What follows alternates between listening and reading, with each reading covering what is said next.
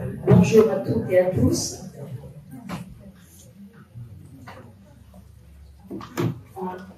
Je vous prie d'excuser l'absence de M. Jean-Paul Joseph et en son absence, je présiderai ce conseil. Il est 14h30, je déclare la séance du conseil communautaire ouverte. Donc je vais faire l'appel. Jean-Paul Joseph donne son pouvoir à René Jourdan. Monique Blandine présente. Ougard Patricia. Friedler Édouard donne son pouvoir à Madame Arnaud. Barthélémy Philippe. Castel René. Gertrude Hélène. Arnaud Suzanne. Jourdan René. Alster Daniel. Canol Muriel donne son pouvoir à Madame Granet Jean-Luc. Mazzala Fanny. Corfu Robert. De Peretti Carole donne son pouvoir à Madame Thibault. Migliaccio Éric. Thibault Eliane. Garcia Gilles. De Maria Luc. Otto Roger. Présent. Samin Condré. Ferrara Louis. Guillaume Pascal. Joannon Bruno. Goard Christelle. Elle a donné procuration à M. Barthélémy. Maubé Yvan donne sa procuration à Mme Bourbon. Lardellois Evelyne. Sergent Christine. Présente. Délida Robert. Présent. Bonifay Corinne. Présente. Tessier Jean. Présent. Noël Nathalie. Elle a déjà donne son pouvoir à René Castel. Long Sophie. Serre Daniel. Collet Laurent. Présent. Salle Michel. Elle m'a donné procuration. Ah, vous avez sa procuration. Oui. Bernier Gérard donne son pouvoir à Tessier Jean. Portive Divine donne son pouvoir à Daniel Serre. Rénard Yves. Bourbon Valérie. Présent. Gauchetot Philippe. Présent. Guérel Lily. Est-ce qu'elle a donné sa procuration? Monsieur Rocheteau. Monsieur Bail. Présent. Eh bien, je vous remercie. À la lecture de l'appel, le quorum étant atteint, je déclare que nous pouvons valablement délibérer. Pour débuter cette séance, je vous propose de désigner M. René Castel comme secrétaire de séance. Y a-t-il une objection? Pas d'objection, donc René Castel sera secrétaire de séance.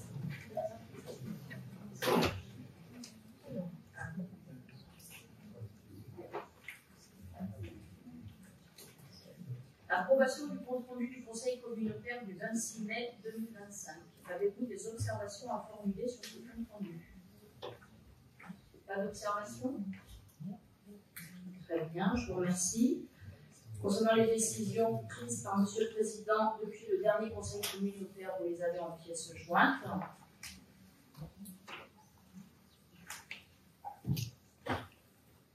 Avant de passer à l'ordre du jour tel qu'il vous a été transmis, je vous informe que nous avons reçu une lettre d'observation de la préfecture concernant la rédaction des statuts de la compétence GQ délibérée lors du dernier conseil communautaire du 26 mai 2025.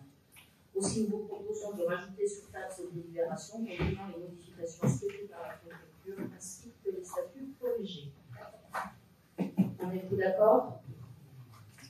Pas d'objection? Et pareillement, nous allons mettre sur table une autre délibération qui est arrivée au dernier moment concernant le GIP et un appel de versement. Y a-t-il une objection?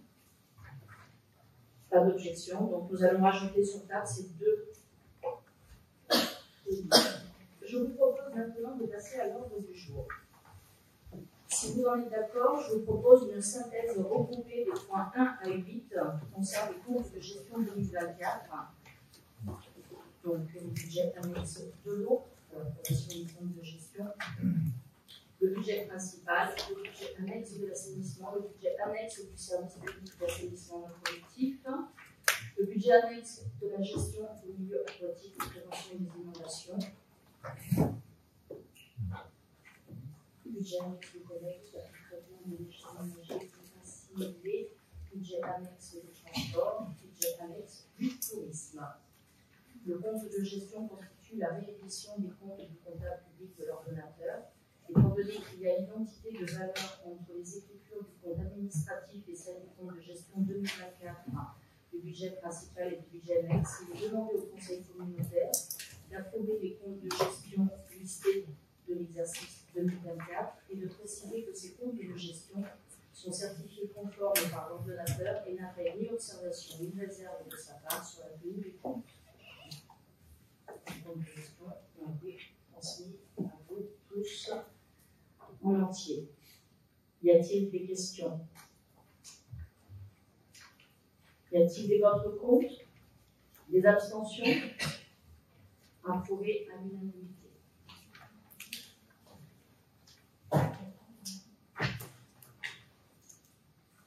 Les comptes de gestion ayant été approuvés, le Conseil communautaire réuni pour examiner les comptes administratifs 2024 procède d'abord à la nomination du président de séance pour la partie du Conseil au cours de laquelle les comptes administratifs sont examinés à laquelle vous ne pouvez participer. Je vous propose de nommer Mme Aubert, présidente de séance. Y a-t-il des observations, des questions? Tout le monde est pour? Je vous remercie. Nous allons passer à la présentation synthétique et regrouper, si vous en êtes d'accord, des points suivants, un petit peu dans le... Ah oui, pardon. Je vais laisser au préalable donc, la parole à notre première vice-présidente. Merci beaucoup, Patricia. Je voulais faire donc une communication au préalable en conformité avec notre président et moi-même. J'aimerais rappeler que l'étape du vote des comptes administratifs constitue un moment important de notre vie démocratique intercommunale car elle nous permet d'évaluer la gestion financière. L'analyse des résultats financiers de l'année 2024 est le résultat d'une trajectoire financière équilibrée. Je qualifierais cette gestion financière de solide et saine. Les résultats financiers 2024 vont permettre à nos communautés d'agglomération d'aborder avec sérénité les incertitudes qui pèsent quant à la contribution des collectivités au redressement économique de la France. Pas de plus grand satisfecit non plus, car nos bases sont saines, aussi en raison notamment d'augmentation sur la tarification et sur le taux de fiscalité qui reste bas malgré tout. Je tiens à rappeler notre stratégie d'une gestion saine pour investir durablement sur notre territoire. En synthèse, les résultats consolidés de 2024 correspondent à une gestion raisonnée qui témoigne d'une situation financière solide et saine de notre communauté d'agglomération, une capacité d'autofinancement consolidée qui nous maintient dans une situation favorable, une maîtrise des charges de fonctionnement malgré l'inflation et les contraintes budgétaires nationales, avec un renforcement des effectifs, un niveau d'endettement bas qui préserve nos marges de manœuvre futures, des investissements soutenus dans des domaines prioritaires, je pense au pluvial notamment. Ces domaines prioritaires répondent aux besoins concrets de nos habitants. Des réserves constituées qui nous permettent de faire face aux imprévus, une fiscalité basse qui concilie investissement public et préservation du pouvoir d'achat. Les principaux chiffres sont donc très bons. Épargne brute, 11 683 789,14 €, capacité de désendettement 2 ans 0,8, taux d'épargne brute 27%. Les projets engagés pourront donc être poursuivis, notamment le développement progressif de la mobilité douce avec de nouveaux axes cyclables, la modernisation des infrastructures par la poursuite du programme de renouvellement des réseaux et la mise en œuvre du schéma de gestion des eaux urbaines.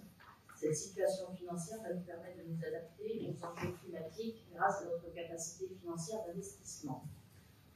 On peut déjà citer la création de pistes cyclables estimées à ce stade dans la PCT à 9 millions d'euros hors foncier, les dépenses relatives à la lutte contre le recul du trait de côte dont les estimations avoisinent les 20 millions d'euros, les travaux issus du schéma directeur pluvial dont le montant n'est pas encore finalisé mais qui sera vraisemblablement au-delà des 30 millions d'euros. Ce montant sera refacturé aux communes au travers des attributions de compensation lorsque la révision libre sera votée. Et le lissage sur 60 ans de la refacturation aux communes fera que la CASSB fera l'avance et ne récupérera que progressivement les montants correspondants. La nécessité pour la CASSB d'agrandir ses locaux, la mise en place du plan de mobilité, le financement du PPI dont les estimations étaient de 14,7 millions d'euros pour 2024, 8,6 millions pour 2025 et 8,8 millions pour 2026. L'analyse des comptes 2024 nous permet donc aujourd'hui de constater une gestion financière équilibrée qui répond à la confiance que nous accordent nos citoyens. Cette situation saine constitue une base solide pour l'avenir de notre territoire. À l'approche des échéances électorales de 2026, nous transmettons une communauté d'agglomération en bonne santé financière avec les moyens de poursuivre ses missions de service public. Cette stabilité budgétaire offre aux équipes futures les conditions nécessaires pour continuer le développement de notre territoire. Notre intercommunalité peut ainsi regarder vers l'avenir avec confiance, sachant que les efforts de gestion responsables d'aujourd'hui bénéficieront aux générations futures. Maintenant, je vais demander à Mme Camille Pellegrin, directrice des finances, qui va maintenant vous présenter en complément les notes que vous avez reçues, un PowerPoint illustrant le compte administratif. Je vous remercie et je vous rends la présidence. Patricia Aubert. Je vous remercie, Madame la Vice-Présidente. L'essentiel a été dit. Je vais quand même essayer d'être rapide et de ne pas vous accumuler de chiffres, mais vous savez, le compte administratif et les budgets supplémentaires, ce sont essentiellement des chiffres. Pour rappel, le compte administratif retrace l'ensemble des recettes et des dépenses réalisées sur un exercice. Ils sont évidemment conformes au compte de gestion établi par le comptable public.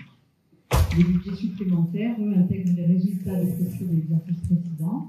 Il prend en compte les restes à réaliser et il permet d'ajuster, selon les besoins, des crédits prévus au budget primitif.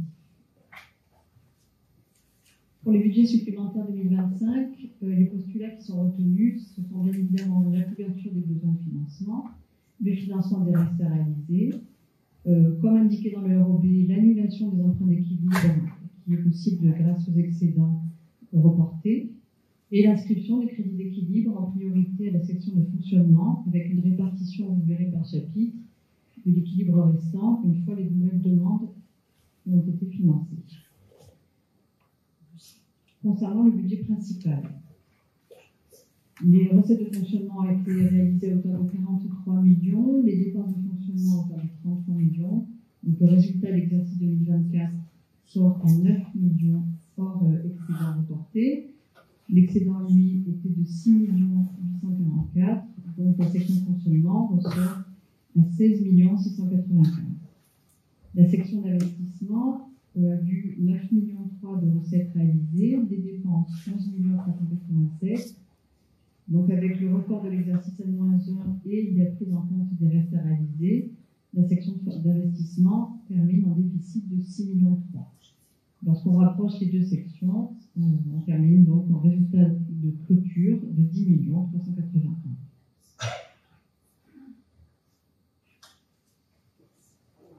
Il en découle l'affectation des résultats suivants. Un solde d'exécution négative d'investissement de 4,7 millions, le solde des RR de 1,5 million, ce qui fait une couverture du besoin de financement de 6,3 millions et le solde de l'excédent en fonctionnement de 10,3 millions. Ce qui donne un taux d'épargne brute de 27%. Je vous rappelle que c'est la limite de 10%, la limite critique est de 10%, donc tout va bien. La capacité des endettements est de 2 années. Les principales dépenses d'équipement réalisées ont été les suivantes. J'espère que vous voyez un peu, mais dans l'essentiel, les plus importantes étaient la fin de la construction de la caserne de la gendarmerie pour 4 millions d'euros, des travaux sur le réseau du pluvial pour 1,7 million, la mise en accessibilité du site archéologique de Toronton pour 1,5 million, l'aménagement du centre ancien des Glosses pour 600 000 euros, ou encore le changement de l'éclairage en LED à la zone d'activité de Signes pour 600 000 euros. Le budget supplémentaire, lui, ajoute en conséquence 19 millions d'euros au budget primitif. Donc on retrouve l'excédent, dont je parlais tout à l'heure, de 10 millions d'euros reporté au compte 002, c'est technique. On retrouve également les restes à réaliser en section d'investissement et le solde d'exécution négatif de l'année précédente. Et ensuite, pour vous dire, vous avez tout le détail dans les deux présentations, mais que donc l'équilibre restant en fonctionnement de 5 millions, lui, a été réparti par chapitre avec un complément de dépenses lorsque c'était nécessaire. Il est également inclus un virement de la section de fonctionnement à la section d'investissement de 4,3 millions et l'annulation de l'emprunt d'équilibre de 2,9 millions. Pour le budget annexe de l'eau, les recettes de fonctionnement ont été réalisées à hauteur de 6 millions, les dépenses de fonctionnement quasiment à 6 millions également.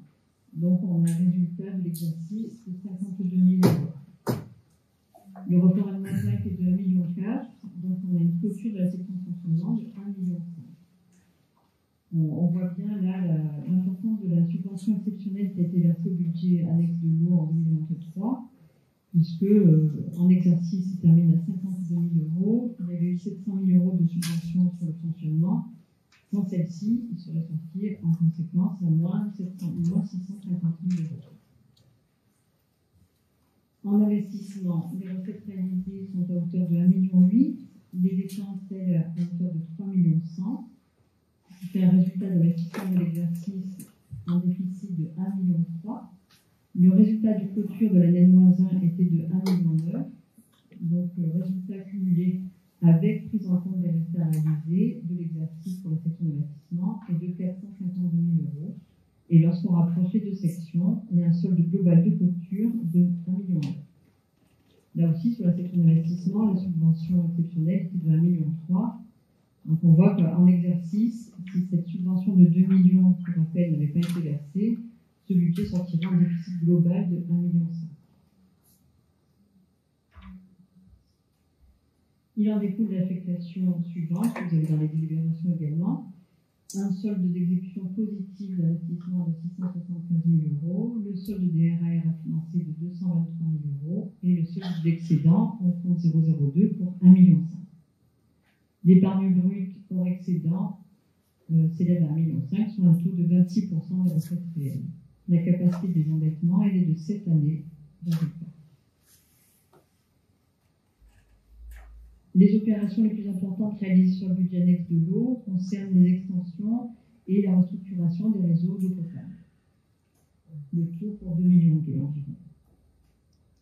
Enfin, pour le budget supplémentaire, lui, il intègre les résultats reportés dont je vous ai parlé précédemment. Il finance les restes à réaliser. Et on a choisi également d'inscrire des crédits supplémentaires au chapitre 011 et 014. Il s'agit là de la première année de fonctionnement avec la nouvelle DSP et également la première année de la réforme de l'agence de l'eau. Donc, pour l'instant, on ne maîtrise pas très bien les dépenses de fonctionnement. Au chapitre 012 également, il a été ajouté des crédits puisqu'un agent n'a pas pu être transféré dans le cadre de la DSP. La section d'investissement, comme tout à l'heure, voit aussi l'annulation de l'emprunt d'équilibre pour 235 000 euros. Concernant le budget annexe de l'assainissement, les recettes de fonctionnement ont été exécutées à hauteur de 5,9 millions, les dépenses de 2,1 millions. Avec le report de l'année -1, la section de fonctionnement ressort à 8,9 millions. Pour la section d'investissement, les recettes ont été exécutées à 4,3 millions, les dépenses à 6,5 millions. Avec le report à -1 et la prise en charge des restes à réaliser, la section d'investissement ressort en déficit de 3,8 millions. Lorsqu'on rapproche les deux sections, le solde global de clôture est de 5 millions. Il faut préciser quand même que ce budget annexe a des résultats importants depuis 2019. Il va falloir étudier pour comprendre exactement d'où ils proviennent, mais aussi à nuancer avec le fait qu'un gros travail sur l'inventaire reste à faire, parce qu'on n'a pas encore tous les biens qui ont été transférés complètement. Il en découle l'affectation de résultats suivants, le solde d'exécution négative d'investissement pour 2,1 millions, le solde des restes à réaliser de 1,7 million et le solde d'excédent de fonctionnement de 5 millions. Le taux d'épargne brute est à 84% et la capacité des endettements est de 2,9 années. En équipement, les principales opérations sont la réhabilitation des postes de relevage et la réhabilitation des collecteurs. Le coût a été dépensé 6,4 millions sur ce budget en 2024. Le budget supplémentaire, lui, rajoute 11 millions d'euros au budget primitif. Donc, il intègre les résultats reportés de 5 millions d'euros, ainsi que le déficit d'investissement de 2 millions. Là aussi, il a été choisi d'inscrire par prudence des crédits d'équilibre au chapitre 011, 014 et 67. Et comme pour les autres budgets, la section d'investissement voit aussi l'annulation de l'emprunt d'équilibre pour 2 millions d'euros. Il est à noter également la création d'une nouvelle opération pour l'extension du réseau d'eau usée au camp du Castellet. Pour le budget annexe déchets ménagers et assimilés, les recettes de fonctionnement ont été réalisées à hauteur de 21 millions. Les dépenses de fonctionnement ont été réalisées à hauteur de 17-18 millions. Avec le report de l'exercice N-1, on ressort avec un excédent de 8 millions d'euros. Des recettes d'investissement ont été exécutées à 1,4 million. Les dépenses pour 1,2 million. Avec le report de l'année N-1 et les restes à réaliser, la section d'investissement ressort en déficit de 282 000 euros. Lorsqu'on rapproche les deux sections, le solde global de clôture s'élève à 7 millions. À l'instar du budget annexe de l'assainissement, lui aussi a des résultats excédentaires importants depuis plusieurs années. S'explique par plusieurs raisons, notamment la revalorisation des bases fiscales qui a intervenu entre 2023 et 2024 de 7,1% puis de 3,9%. Mais également, ce budget a très peu d'investissement. Il en découle l'affectation suivante: résultat d'exécution positive d'investissement de 95 000 euros, le solde d'ERR de 377 000 euros et l'excédent en fonctionnement de 7,8 millions. Le taux d'épargne brute s'élève à 17% et la capacité des endettements est de 0,6 années. Les principales dépenses concernent essentiellement l'acquisition de plaques mat et la construction de points d'apport volontaire. Le budget supplémentaire, lui, intègre les résultats reportés de l'année précédente. Il finance également les restes à réaliser. Il reste là aussi un excédent en fonctionnement de 4 millions d'euros qui a été réparti avec un pourcentage en lien avec l'activité enregistrée sur ces chapitres. Il est prévu un virement à la section d'investissement de 3,4 millions. Section d'investissement qui voit là aussi l'annulation de l'emprunt d'équilibre d'1,3 million.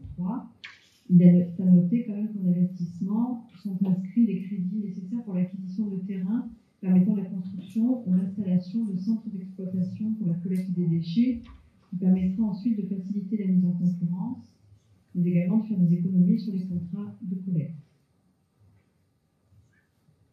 Pour le budget annexe des transports, les recettes de fonctionnement s'élèvent à 4,3 millions, les dépenses de fonctionnement à 4 millions, ce qui fait un résultat de fonctionnement 2024 de 250 000 euros. Il montre là aussi qu'en exercice, la subvention du budget principal est importante. Elle était l'année dernière de 600 000 euros. Sans cette subvention, le budget terminait en déficit de fonctionnement de 400 000 euros.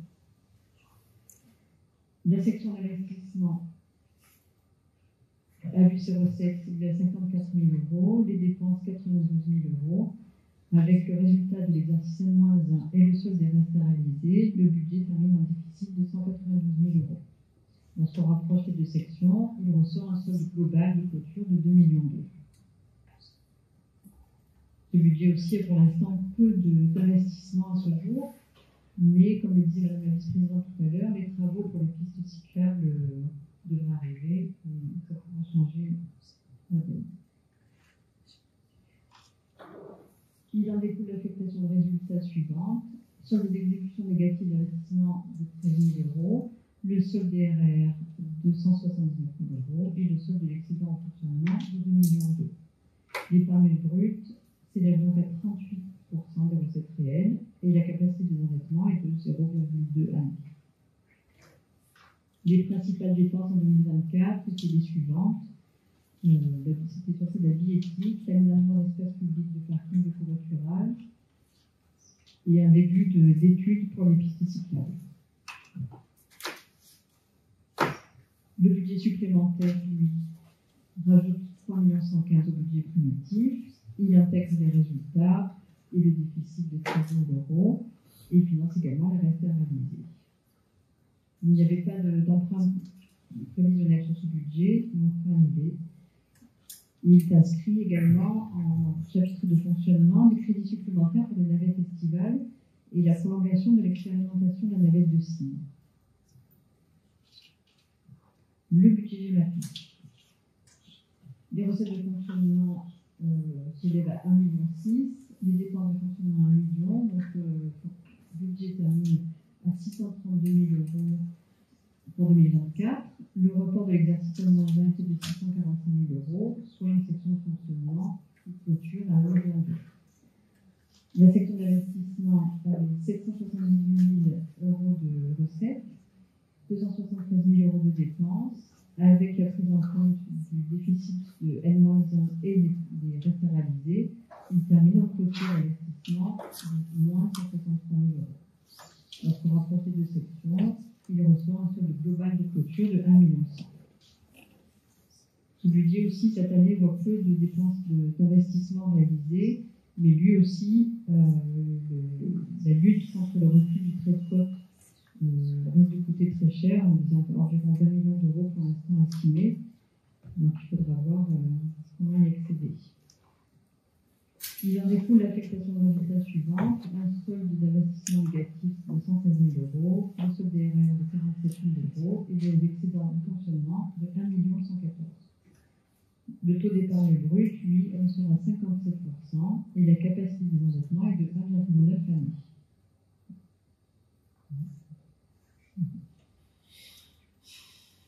Il n'y a eu que 2 opérations sur ce budget en 2024 en investissement qui concernaient principalement l'assistance à maîtrise d'ouvrage dans la lutte justement contre le recul du trait de côte, ainsi que des travaux de reprofilage à Saint-Cyr et à Bandol. Le budget supplémentaire ajoute 1,8 million au budget primitif. Il finance le déficit ainsi que les restes à réaliser. Et il annule également l'emprunt d'équilibre qui était de 258 000 €. Le budget annexe du tourisme a vu ses recettes de fonctionnement s'élever à 340 000 €, une dépense de fonctionnement 358 000 €, ce qui fait qu'il ressort en exercice à moins 12 000 €. Le report de l'exercice N-1 était de 131 000 €, donc avec report inclus, il termine à 118 000 € en section de fonctionnement. Pour rappel, sa seule recette, c'est la subvention du budget principal. Donc c'est bien elle qu'il faudra actionner pour revenir à une situation en excédent. La section d'investissement, elle, en recette, équilibre à 128 000 €, les dépenses d'investissement 84 000 €, avec le report qui est un excédent de l'exercice N-1 et les restes à réaliser, il termine en clôture d'investissement de 76 000 €. En rapprochant les deux sections, il termine en résultat de clôture global de 194 000 €. Il en découle l'affectation, vous voyez là, solde positif d'investissement de 51 000 €, le solde DRR de 24 000 €, parce qu'il y a plus de subventions que de dépenses en restes à réaliser cette année, et le solde de l'excédent de fonctionnement pour 118 000 €. L'épargne brute hors excédent reporté s'élève à 6%, donc comme je vous le disais tout à l'heure, le seuil critique normalement c'est 10%, donc on voit bien là que ça commence à être rendu et qu'il faut actionner la subvention du budget supplémentaire. Malgré tout, avec les reports inclus, on peut retraiter, si on souhaite, le taux d'épargne brute à 33%. Je rappelle que ce budget ne comporte pas de dette. Le budget supplémentaire, lui, ajoute 196 000 € au budget primitif. Et il est prévu en investissement, notamment, de réaliser un film promotionnel sur le territoire et la création d'illustrations M. Z pour les communes qui n'en avaient pas jusqu'à présent. Pour le budget annexe plus banque, qui n'a pas de section d'investissement, je vous le rappelle, 64 000 € de recettes de fonctionnement, 65 000 € de dépenses de fonctionnement, il termine à moins 974 €. Et avec le report de l'exercice N-1, il termine à 114 000 €. le budget supplémentaire intègre les besoins en cette fonctionnement. On a terminé avec les chiffres. Je vous remercie pour votre attention. Bien. Je vais peut-être lire la délibération, et à moins que vous ayez posé des questions, y a-t-il des observations des personnes qui souhaitent intervenir ou poser des questions? Oui, monsieur Cotreau. Merci Madame la Présidente. Ma question est d'ordre davantage financier que... Pardon? Vice-présidente nous conviendra parfaitement. Mais c'est vrai que la place pour cette délibération... C'est Madame Aubert. Je suis la présidente. C'est la vice-présidente.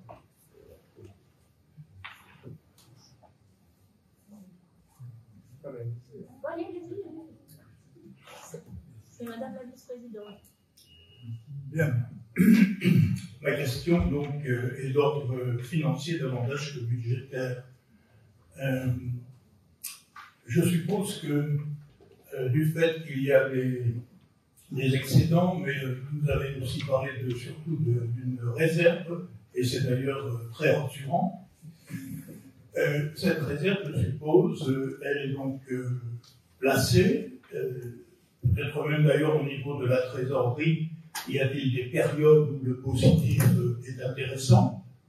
Je voudrais savoir si donc il y a des placements financiers, et si ces placements financiers donnent des produits financiers intéressants, et si ces produits financiers intéressants sont ensuite soit injectés dans les budgets, soit réinvestis immédiatement pour améliorer la réserve. Donc, simplement, y a-t-il une gestion de produits financiers? Et si oui, de quelle manière? Merci. Merci, Monsieur Cotreau. Je vous propose de faire entrer Madame Mounier de façon à ce qu'elle puisse répondre aux questions. Et évidemment, après, elle sortira quand nous en serons à voter. Hein, voilà. Donc, on va faire entrer Madame Mounier. Je crois que Karine est en train d'aller chercher. C'est parti. Peut-être des éléments de réponse pour avancer.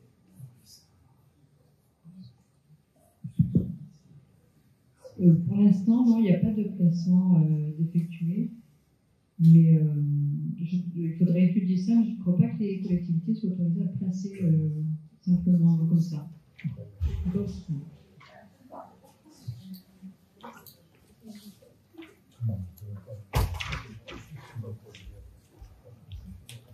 Monsieur Cotreau demandait si les excédents étaient placés. Est-ce qu'on envisageait de placer les excédents? Donc, Madame Moreau a Pellegrin, pardon. Il y a plusieurs cabinets dans cette établissement. Madame Pellegrin a annoncé une réponse, mais il semblait répondre à cette question précisément, puisque c'est votre projet. Je demande beaucoup, Madame Pellegrin, l'attitude de placement d'effectuer. Je ne crois pas que ce soit autorisé pour les collectivités. Est-ce qu'il y a d'autres questions? Ah, bah alors j'ai peut-être fait rentrer naturellement, je vais me faire ressortir.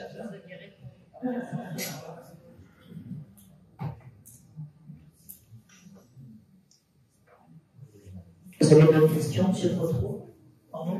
Vous avez d'autres questions? Savoir si je m'en souviens. Vous avez d'autres questions à poser? Vous avez répondu, je note la réponse. Parfait, merci. Je vais ressortir. Alors, j'en profite pour vous poser une question. Allez-y, je vous en prie. Non, simplement, dans le budget, On vous entend pas. Appuyez sur votre bouton rouge.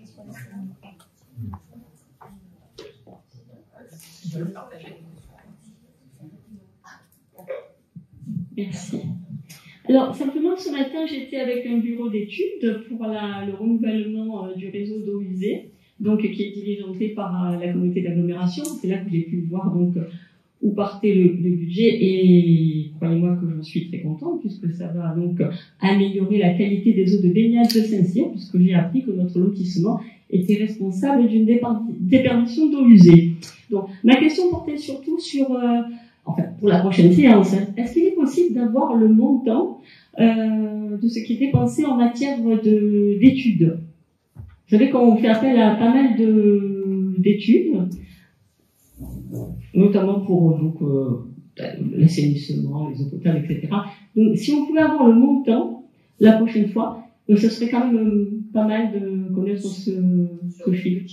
Sur tous. Sur tous les budgets. Oui.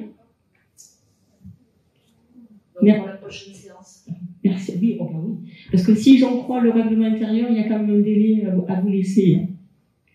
Je l'ai lu. Merci, Madame la Présidente. Faisons d'office. Y a-t-il d'autres questions? Cette fois-ci, nous pourra. Je ne sais pas si.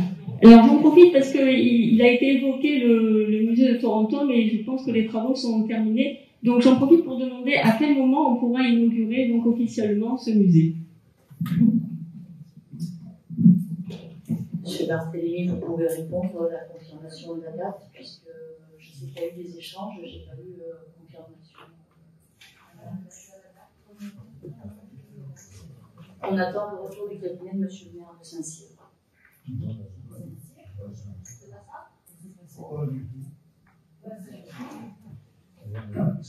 Donc, je vais laisser monsieur Barthélémy répondre. Pas ça du tout. On n'attend pas du tout la réponse de mon cabinet. Mon cabinet a fait une réponse qui a convenu au président. Et une fois qu'on s'est mis d'accord, le président et moi-même, il y a eu un message de la CLO en disant que le choix en question ne convenait pas. Donc ça n'a rien à voir avec le cabinet du maire de Saint-Cyr.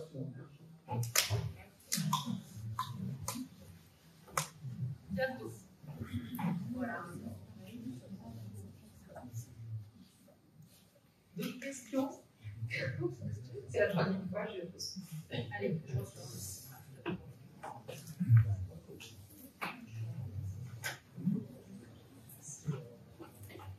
Donc, les comptes de gestion ayant été approuvés, le conseil communautaire est réuni pour examiner les comptes administratifs 2024 et donc les résultats du compte administratif 2024 pour le budget principal et le budget annexe sont arrêtés aux résultats figurant dans le compte de juin au compte annexe. Il est proposé au conseil communautaire de constater les identités de valeur et les indications des comptes de gestion et des comptes administratifs. 2. De reconnaître la sincérité des restes à réaliser. 3. De déclarer que les comptes administratifs dressés pour l'exercice 2024 n'appellent pas d'observation. Et 4. D'arrêter les résultats définitifs tels que résumés dans les balances des comptes annexés. Donc, y a-t-il des votes contraires sur tous les budgets, sur tous les comptes administratifs et tous les budgets? On est 9 à 16. Des abstentions? Je vous remercie. Nous pouvons donc faire entrer notre vice-présidente et qui reprendra la présidence.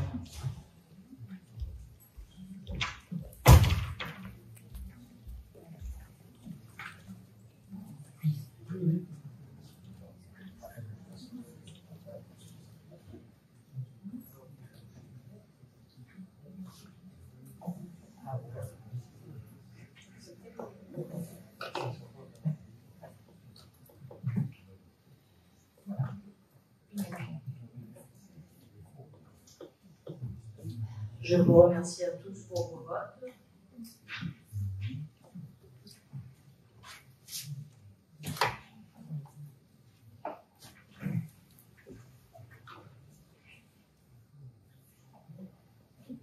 propose maintenant de faire une synthèse des points 17 à 24 sur l'affectation des résultats 2024, sur le budget principal, sur le budget annexe de l'eau, sur le budget annexe de l'assainissement, sur le budget annexe du service public d'assainissement non collectif, sur le budget annexe de la gestion des milieux aquatiques et prévention des inondations, sur le budget annexe de collecte et de traitement des déchets ménagers et assimilés, sur le budget annexe des transports. Les comptes de gestion et les comptes administratifs du budget principal et des budgets annexes ayant été approuvés, il est proposé à l'Assemblée délibérante de procéder à l'affectation des résultats tels que détaillés dans les projets de délibération joints. Ainsi, il est demandé au Conseil communautaire de bien vouloir approuver l'affectation des résultats 2024 de tous les budgets, conformément à leurs délibérations respectives, et de charger Monsieur le Président de l'exécution de ces délibérations. Y a-t-il des questions? Les votes contre? Les abstentions? À l'unanimité.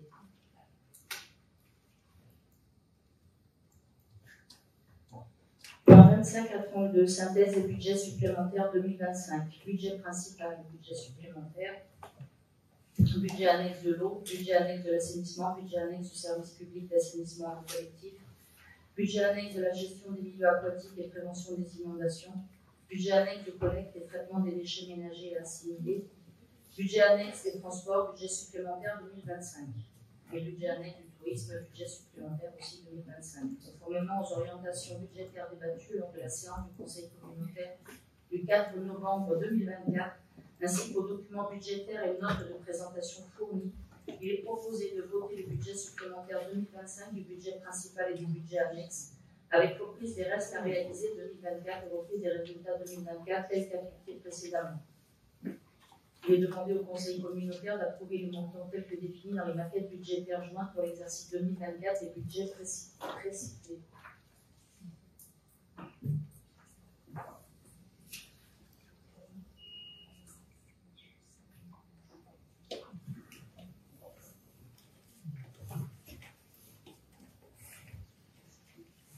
Vous avez la maquette qui a bougé compte tenu de la délibération concernant le chiffre qui a été rajouté.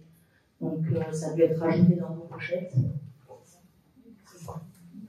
Il y a un petit mémo explicatif dans vos pochettes si vous voulez les consulter avant l'éducation au vote.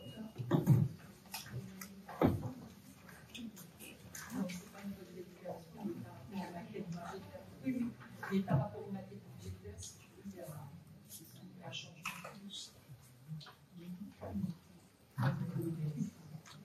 En fait, concernant le remboursement de la dette fournisseur du GIP en France, il a été communiqué à la CASSB le 20 juin 2025, soit après l'envoi des convocations du document. La somme du deuxième versement s'élève à 277 854 au lieu de 213 159. En conséquence, la maquette du budget supplémentaire 2025 du budget principal s'en trouve modifiée, ainsi que la note de présentation des budgets supplémentaires. Ce versement faisant l'objet d'une reprise sur provision, la recette équilibre la dépense. Le secret de la délibération a été ajouté sur table.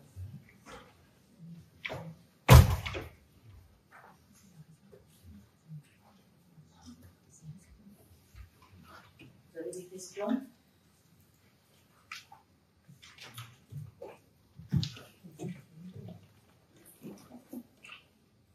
Vous allez passer au vote? Moi, est-ce qu'on pourrait avoir quelques explications sur le montant qui nous est demandé? Parce qu'on n'a pas, j'ai pas eu le temps de regarder plus en détail puisque ça a été posé sur le bureau au début de la séance. En fait, ça m'a été donné l'information au dernier moment. Je n'ai pas d'autres infos. Je vais demander au service.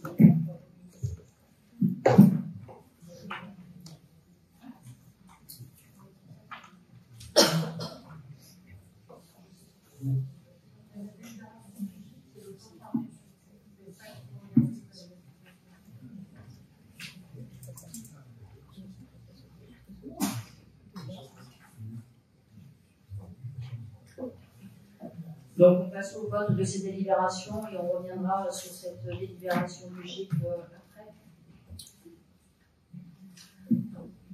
Donc, le point 25 à 32, qui est contre, qui s'abstient, à l'unanimité, non.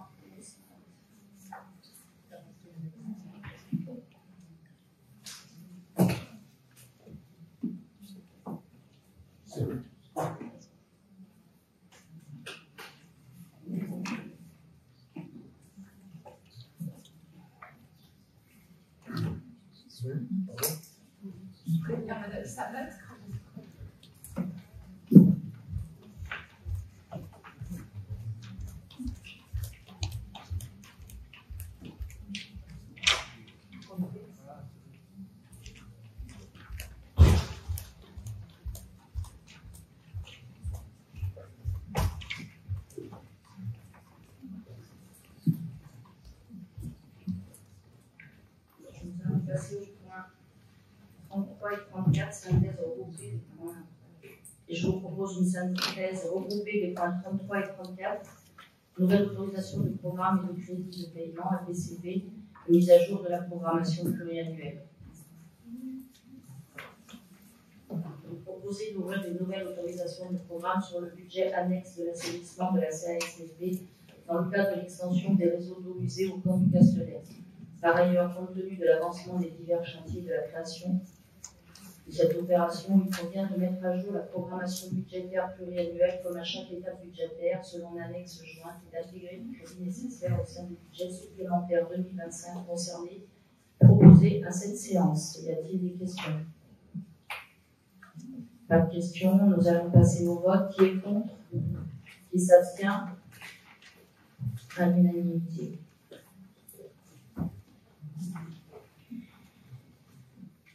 Présentation et approbation du rapport d'activité 2024 de la communauté d'agglomération Sud-Sainte-Baume. La communauté d'agglomération Sud-Sainte-Baume, en tant qu'établissement public de coopération intercommunale, doit, conformément à l'article L. 511-39 du Code général des collectivités territoriales, adresser chaque année un rapport détaillant ses activités auprès de ses communes membres. Ce rapport vise à présenter un bilan des réalisations ainsi que l'état d'avancement des projets et des chantiers entrepris par la communauté d'agglomération Sud-Sainte-Baume au cours de l'année écoulée, en l'occurrence pour l'année 2024.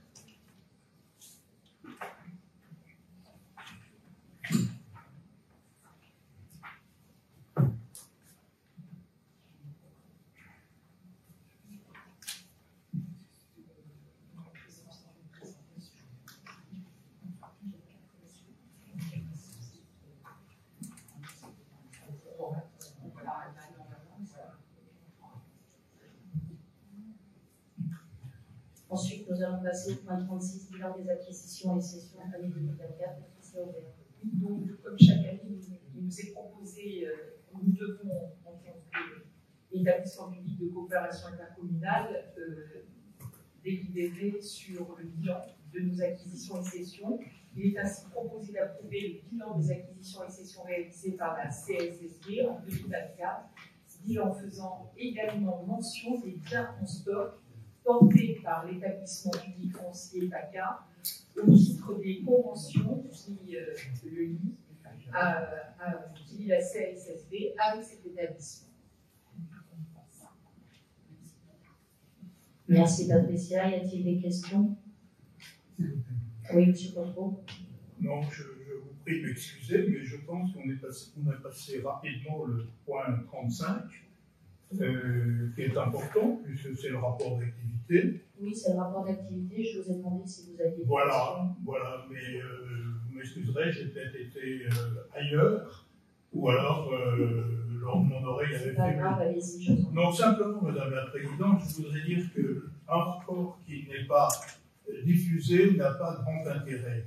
Je veux dire par là, l'an passé déjà, et vous aviez pris l'engagement d'ailleurs de le faire, et vous certainement l'avez-vous fait, mais encore aujourd'hui, la communauté d'agglomération est peu ou pas ou mal perçue par les 60 000 habitants du territoire.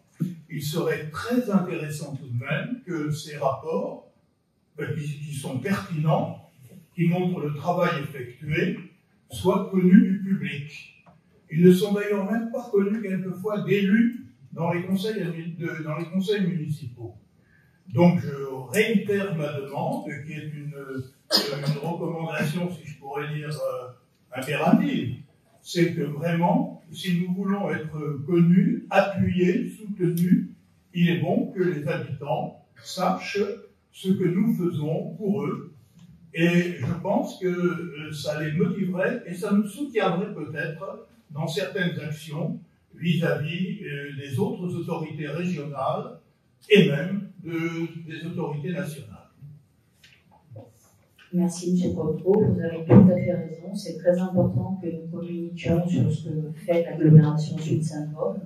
Les rapports d'activité ont été distribués dans les communes pour être mis à disposition. Effectivement, ils ne sont pas distribués à tout le monde, c'est un doute. Par contre, il est sur le site internet. Et pour vous montrer que je partage tout à fait votre vision ainsi que Monsieur le Président, la communication notamment sur les camions de poubelles, sur les véhicules vient d'être faite.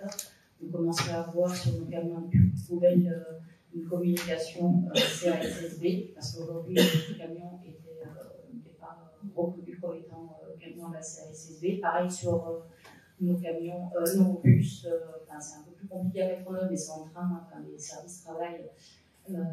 Et donc, on va avoir une visibilité un peu meilleure. Et vous avez raison, c'est extrêmement important parce qu'aujourd'hui, nous faisions les camions poubelles blancs au nom de Nicolas, alors que c'est notre compétence et c'est nous qui la mettions en œuvre. Les bus, pareil, ils étaient blancs ou parfois même pire. Donc, alors que c'est la qui paye et c'est la qui met ça en place, donc c'était très important. Et le service communication a œuvré d'arrache-pied depuis un an pour que ça sorte. Et ça sort. Madame la Présidente, sur l'initiative sur les camions poubelles, je parle sur le bus, sur les camions poubelles, l'initiative, je veux dire, je l'avouer, sauf que je mettrai un bémol. Je ne sais pas si ça met véritablement en valeur la communauté d'agglo. Parce que je peux dire qu'ils font tout et n'importe quoi de temps en temps. Donc, dire que c'est la communauté d'agglo qui fait un travail.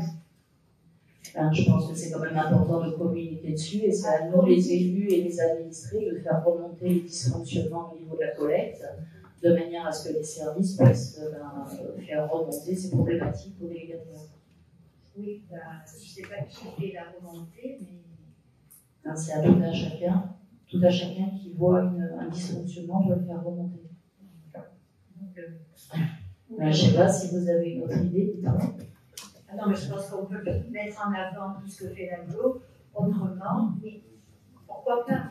Sauf que des camions, c'est pas forcément, je dirais, idéal, même en hiver, on a l'obligation de faire le ramassage de la collecte, mais je pense que c'est pas l'idéal pour communiquer sur tout ce que fait la communauté d'agglo. Qu'on dise, oui, que c'est la communauté d'agglo qui a la compétence et qui assure ce service-là, oui, mais quand vous avez soit un chauffeur, soit des agents qui font un peu, je pense que je ne suis pas seule à percevoir, mais c'est un peu du tout et n'importe quoi, pas toujours, mais ça arrive un peu trop souvent, donc je pense que ce n'est pas une bonne image pour la communauté d'agglo. Je pense que c'est important de faire remonter les dysfonctionnements, au contraire, parce que l'agglo paye ce prestataire et donc le service doit être en rapport avec la prestation demandée. D'autres questions? Donc on va passer au bilan des acquisitions. Voilà, on vote le bilan des acquisitions. Qui est contre? Qui s'abstient? À l'unanimité. Point suivant, approbation du rapport d'activité 2024 de la Commission consultative des services publics locaux, CCSPL, Hélène Verviers. Conformément à l'article 16 et 14-13-1 du Code général des collectivités territoriales, les EPCI de plus de 50 000 habitants doivent mettre en place une commission consultative des services publics locaux. Cette commission examine les services publics délégués pu gérer un dossier étonnant. Chaque année, avant le 1er juillet, son président a présenté un rapport d'activité à l'Assemblée délibérante. C'est dans ce cadre que le rapport 2024 a été examiné lors de la séance de la CCSPN du 12 juin 2025. Il est donc proposé au Conseil communautaire de prendre acte de ce rapport qui normalement est annoncé dans la délibération pour les autorités et d'autoriser le président et son représentant à signer les documents nécessaires à la mise en œuvre de cette délibération. Merci. Y a-t-il des questions? Nous allons passer au vote. Qui est contre? Qui s'abstient? À l'unanimité. Point suivant. Délibération autorisant la signature de la convention de mise à disposition de services des communes membres à la CASSB pour l'exercice des missions courantes d'entretien dans le cadre de la compétence GPU. Daniel Elser. Lors du transfert de la compétence GPU des communes de la CASSB le 1er janvier 2019, aucun agent n'a été transféré pour accomplir les missions liées à cette compétence. La communauté d'agglomération ne disposant pas d'un service interne pour réaliser directement les missions d'entretien courant, il est proposé d'établir une convention de mise à disposition de services entre chaque commune membre de la CASSB.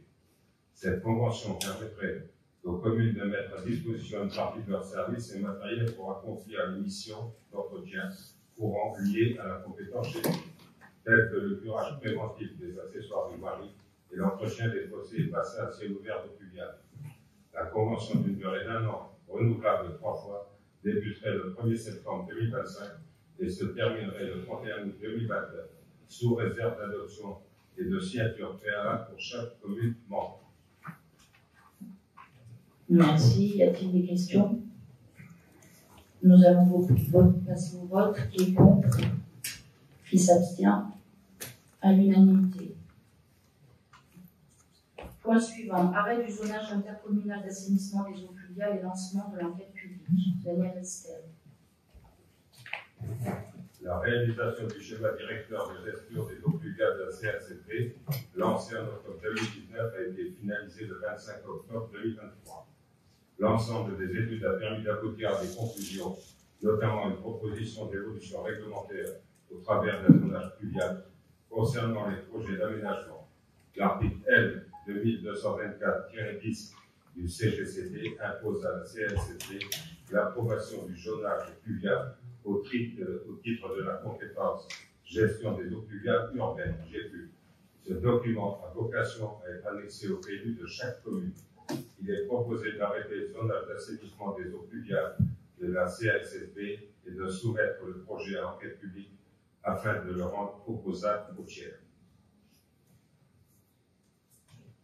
Merci. Y a-t-il des questions? Des votes contre? Des abstentions? À l'unanimité. Point suivant. Approbation de la convention avec le Cytomat pour la réalisation d'investigations préalables pour le passage au mode de collecte en multimatériaux. Jean Tessier.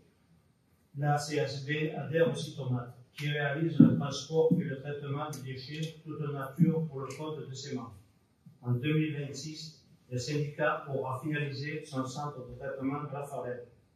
Celui-ci permettra de passer en mode de collecte multimatériaux, comme la grande majorité des collectivités en France, fusionnant ainsi les bacs jaunes et gris pour les flux de déchets papier, carton, plastique et métal.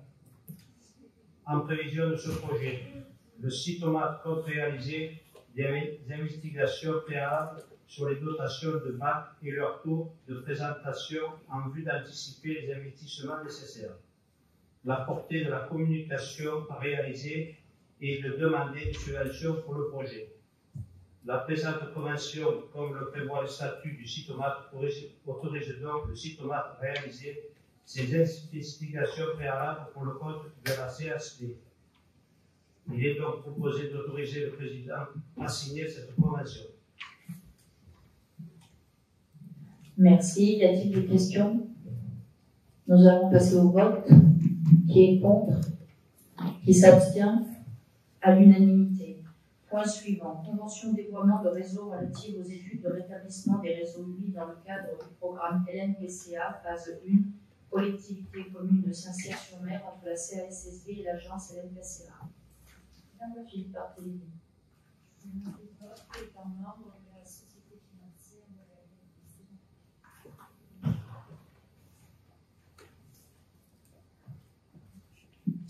Monsieur Barthélémy, je vous en prie. Bien que le problème posé est tout simple, vous savez qu'il y a des travaux qui vont être faits à Saint-Cyr, travaux importants, à la fois au niveau de la gare et au niveau donc, des voies qui permettent au train rapide de déplacer les trains lents. Donc la SNCF va faire toute une série de travaux. À partir du moment où ces travaux sont faits, c'est vrai qu'il est possible qu'à tel ou tel endroit, il y a des travaux qui passent là où il y a des réseaux, notamment des réseaux qui appartiennent à l'agglo. Ça peut être des tuyaux d'eau, ça peut être des tuyaux d'assainissement, ça peut être des pluviales. Donc il est nécessaire de passer une convention pour que nous ayons la NNPCA qui puisse faire des études de manière à ce qu'on sache précisément si on est ou non concerné par ces modifications en ce qui concerne les réseaux. Et donc, c'est le sens de cette convention. Voilà. Donc, on est dans une phase d'étude. Donc, sur 2025 et 2026, les travaux s'interviendront ultérieurement dans le sens de cette convention. Merci. Y a-t-il des questions? Nous allons passer au vote. Qui est contre? Qui s'abstient?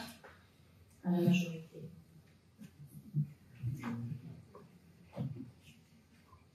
Point suivant, convention cadre pluriannuelle 2025-2027 entre la CNCP et l'Agence d'urbanisme de l'air de Montaise et du Grand Lausanne.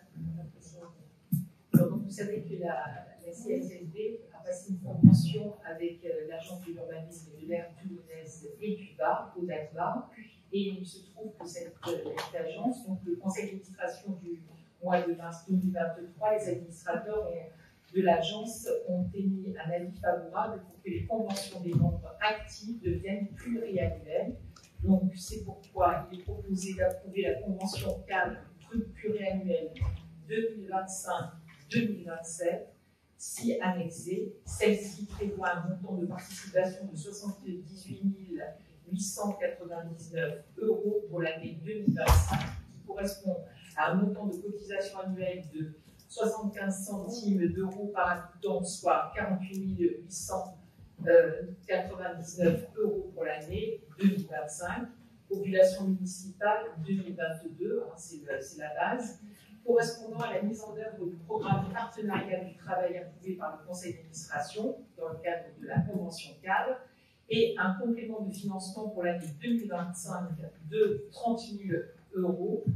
Vous avez cette annexe 2025 correspondant à des axes de travail définis avec notre communauté d'agglomération lors du bilan annuel, accompagnement du PLH, entre autres dans le volet foncier, réflexion sur des sites à enjeu, diverses études liées au logement, appui sur la mise en œuvre du PDL. Voilà, entre autres. Je vous remercie de votre attention. Merci. Y a-t-il des questions? Nous allons passer au vote. Qui est contre? Qui s'abstient?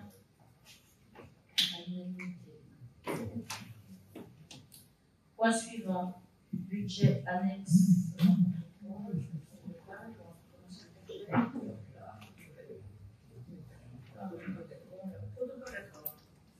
Transactionnel entre la CSSB, la commune d'Egnos et M. Vitoz.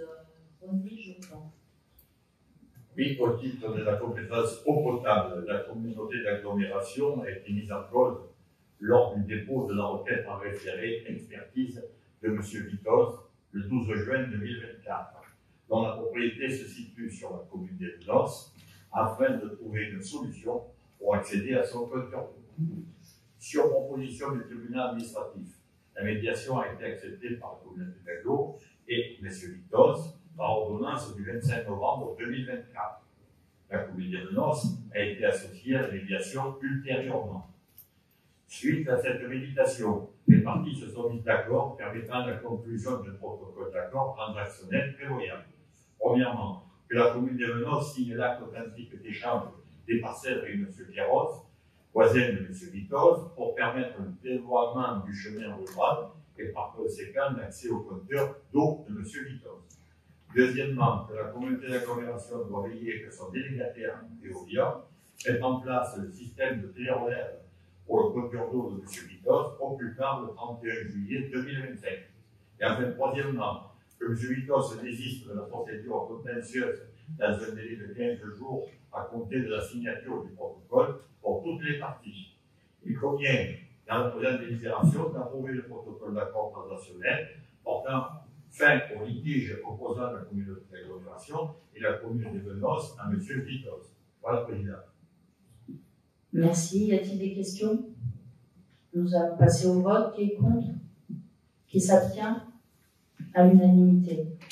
Point suivant, modification des statuts de la communauté d'agglomération Sud-Saint-Denis. René Jourdain. Oui, donc, il s'agit de la modification des statuts de la communauté d'agglomération Sud-Saint-Denis et modification de la délibération du 26 mai 2025 et des statuts de la communauté d'agglomération Sud-Saint-Denis. Version de parenthèse, bien sûr, créée par arrêté préfectoral du 25 juillet 1994, la communauté de communes Sud-Saint-Denis, transformée en communauté d'agglomération par arrêté préfectoral du 25 novembre 2014, s'est dotée depuis de nouvelles compétences ayant entraîné d'importantes modifications statutaires. La dernière modification statutaire a été délibérée par le Conseil communautaire du 26 mai 2025. Cependant, cette délibération a fait l'objet d'une observation de la préfecture. Aussi, elle doit être précisée. Lors du Conseil communautaire du 26 mai 2025, ont été approuvés des statuts portant notamment sur la définition de la compétence gestion des eaux pluviales urbaines et d'autre part sur la prise de compétences eau brute sur certaines parcelles identifiées. Suite à l'observation de la préfecture, reçue par courrier du 16 juin 2025, il convient de modifier les statuts uniquement sur la partie gestion des eaux pluviales urbaines. En effet, il est important de préciser que la gestion des eaux pluviales urbaines correspond à la collecte, au transport, au stockage et au traitement des eaux pluviales des aires urbaines. Par ailleurs, une nouvelle délibération a pour projet de proposer une nouvelle mise à jour des statuts fondés sur l'article L5211-17 du Code général des collectivités territoriales. Cette dernière porte sur la prise en charge de la compétence en matière de cohérence de l'offre de santé ambulatoire et de lutte contre les inégalités d'accès aux soins et la diversification médicale sur le territoire intercommunal.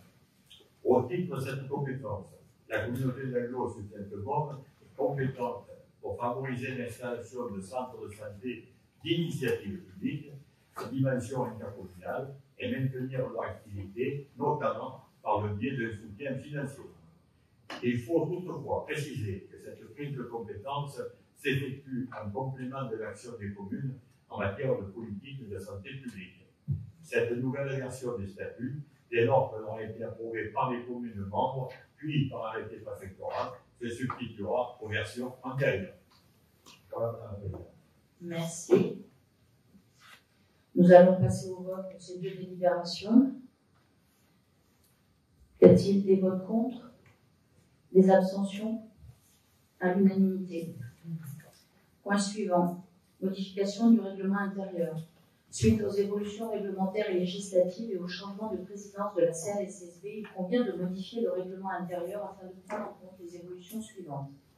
Numéro de délibération mis à jour suite à l'élection du président, substitution de la présidente par Monsieur le Président, détermination de la composition et du fonctionnement de la conférence des maires qui avait été instituée par délibération de 2022, modification des délais de convocation pour le budget suite au passage de la N57, signature des délibérations et PV par le secrétaire de séance, précision sur les modalités de la visioconférence lors des assemblées, application de l'ordonnance du 7 octobre 2021 modifiant les règles de publicité, d'entrée en vigueur et de conservation des actes des collectivités territoriales à compter de 2022, à savoir suppression du compte-rendu des conseils au profit d'une liste de délibérations examinées par le conseil communautaire, suppression du recueil des actes administratifs, maintien du procès-verbal qui devra être publié sous forme électronique de manière permanente et gratuite sur le site internet de la communauté dans la semaine qui suit le conseil, entrée en vigueur des actes par publication dématérialisée sur le site internet de la communauté en plus de la transmission en préfecture.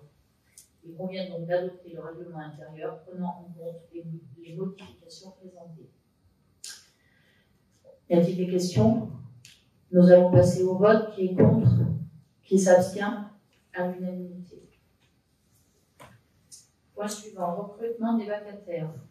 Dans le cadre de la réalisation d'un tournage d'une vidéo pour la promotion touristique du territoire et afin de renforcer l'aspect humain et immersif de la dite vidéo, destinée à mettre en avant les attraits touristiques du territoire de l'agglomération, il est souhaité la participation de 2 figurants sur la période de septembre-décembre 2025 pour une durée de 5 jours de présence sur le terrain pour un montant brut total de 1 800 €. Donc nous allons passer au vote. Y a-t-il des questions? Oui. Oui, Je voulais simplement savoir quel sera le process pour le recrutement. Ça, je ne pourrais pas vous répondre. Je ne sais pas. Je vais demander au service.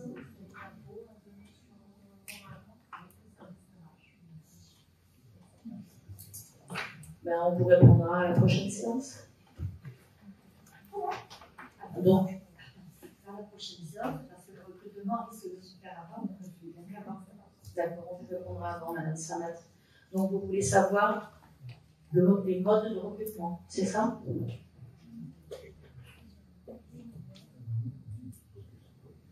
Ok, c'est parti. Donc, nous allons passer au vote. Qui est contre? Qui s'abstient? À l'unanimité.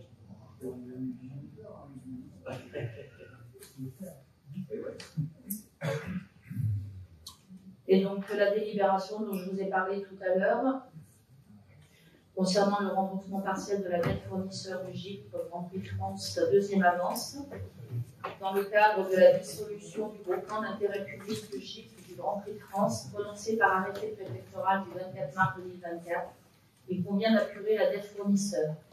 Au 19 juin 2025, celle-ci s'élève à 2 886 618 € et augmente d'environ 150 000 € par mois, compte tenu du taux très élevé des intérêts moratoires applicables conformément aux droits de la commande publique.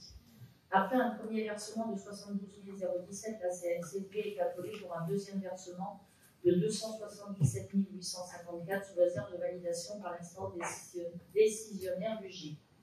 Seul l'établissement du passif total et de sa répartition en fin de période de liquidation permettra un ajustement en plus ou en moins de la contribution finale de la CNCSD.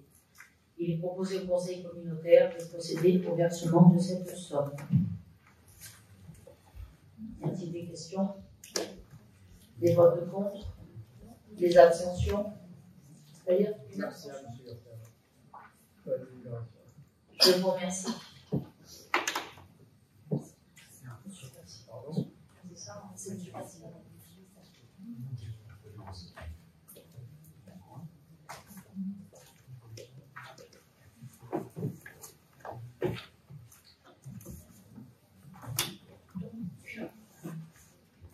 La séance du Conseil communautaire est terminée, compte tenu de l'ordre est achevé. Les prochains bureaux communautaires auront lieu le vendredi 11 juillet et le lundi 15 septembre 2025, et le prochain conseil communautaire aura lieu le 29 septembre 2025. Je vous souhaite de bonnes fins de journée et de bonnes vacances à ceux qui vous reverront.